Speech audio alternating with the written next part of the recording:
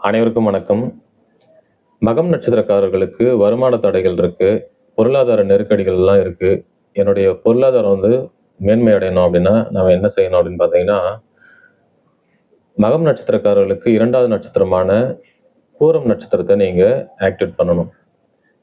இந்த நட்சத்திரத்துக்கான உணவுகள், இது சார்ந்த இடங்கள், இங்க நீங்க பயணம் பண்ணும்போதும், இந்த உணவுகள் உண்ணும் பொழுதும் உங்களுடைய அ பணவரவு நல்ல நிலையில இருக்கும் அப்படின்னே சொல்லலாம்.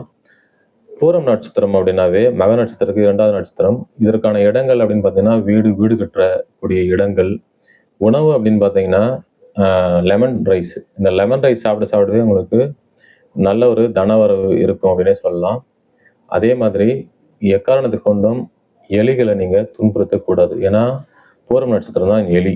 அந்த நட்சத்திரக்காரர்கள், மகம் நட்சத்திரக்காரர்கள் இதை செய்து வந்தாலே போதும், நல்ல வருமானம் பெருகும். வாழ்த்துக்கள். வணக்கம்.